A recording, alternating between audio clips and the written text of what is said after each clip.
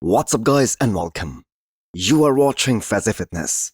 So let's start this video with an update of the former Mr. Olympia and multiple times Arnold champion Brandon Curry. So Curry is that guy who has the most experience in today's open lineup, as nobody goes as far back as 2011, and that was the year when Brandon made his Olympia debut. And for those of you guys who do not remember, he was 8th at that show. Now fast forward almost 15 years.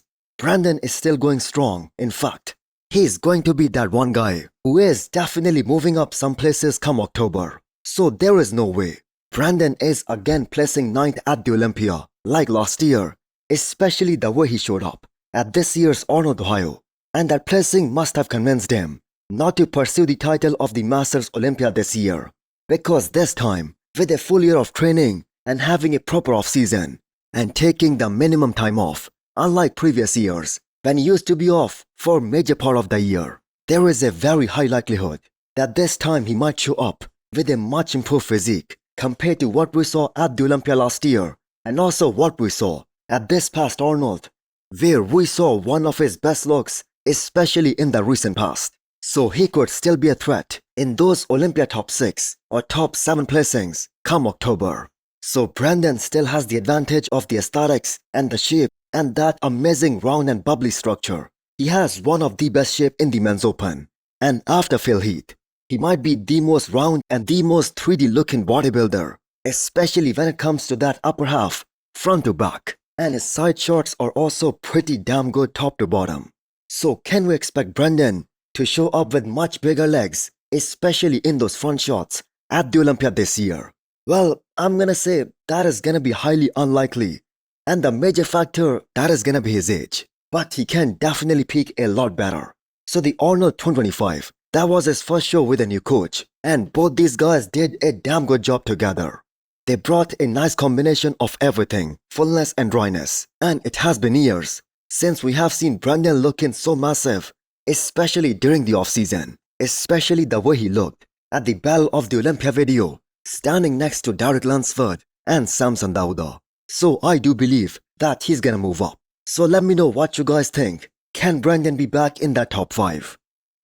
Before you scroll or blink too hard, have you subscribed yet? Please don't make me bring out the emotional blackmail. Hit that subscribe button and turn on the bell icon.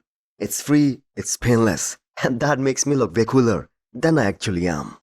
Next up, we have an update from Rubiel Mosqua. So before we talk about his update, let's just all hope that this time his team, they have initiated his visa process to get him to the US, because if you guys remember, he was having some problems getting his visa approval back in 2024 when he was aiming for the Arnold, Ohio that year. So Rubiel looks crazy impressive, and most of his focus, that is gonna be improving one body part, his shoulders, because he has those massive arms, that crazy chest development, and those shoulders, although they have improved a lot in the past 1 year or so, but they still need to come up to create the perfect balance. Now for his first ever Mr. Olympia, he doesn't need anything else. The man is one of the biggest freaks in the entire men's open lineup, one of the biggest guys out there. And all he has to do is to bring out more detail and more separation than what we saw from him at this past Portugal Pro, where he absolutely dominated the competition, beating guys like Bruno Santos and Nathan Diasha. And Chris Cormier was absolutely right about this guy, that with the kind of weight that Rubiel has, the kind of genetics that he possesses, he needs to get comfortable with the idea that he has to stay pretty much 100% on the prep mode, on the diet, for most part of the year. And if he brings a harder and a more drier look, with a bit more separation in his quads from the front, there is no reason to doubt why Rubiel won't be able to place top 10 at his first ever Mr. Olympia. So he might not be the most aesthetic guy out there, but he has a very nice flow, especially when that vacuum comes into play. So where do you guys see Rubiel placing at his Olympia debut in October?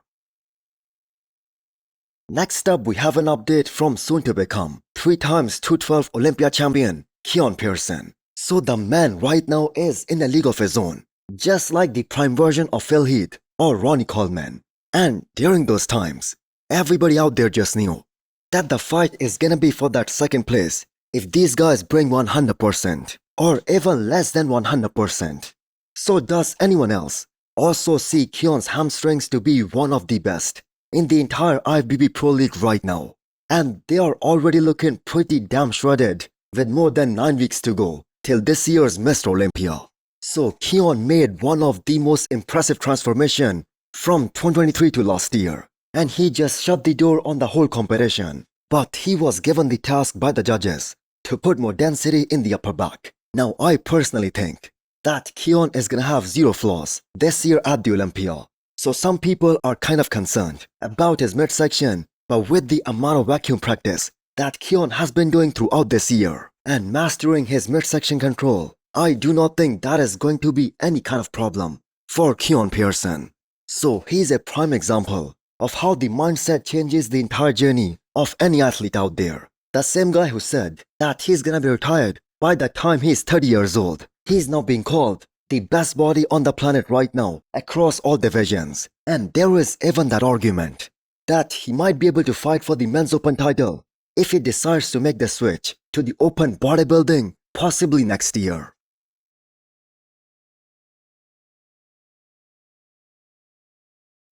So many people out there were complaining why Quinton Beastwood isn't showing his back all throughout his Tampa Pro prep. So here the man is now, one day out of this upcoming Texas Pro, revealing both of his back shots. So conditioning is gonna be so crazy once again on Quinton. But this is why genetics, they play such a major role in pro bodybuilding. Look at his most muscular from this past Tampa Pro on Quinton Beastwood. There is so much deep separation and detail in his quads. But when you take a look at that upper body, you do not see a single striation across his chest. And that looks very smooth. And that has nothing to do with how he trains his chest. This is something that is totally genetic. And we have seen the same pattern with Derek Lunsford too. But that being said, overall that is a superb shot on Quinton. So he's gonna have an edge over Jordan and John Jewett and all the other competitors in those front shots. Because the man is so beautifully put together. And the eyes are just constantly drawn towards him. But the difference maker most likely, they are gonna be how much difference there is between him and Jordan, top to bottom, from the back.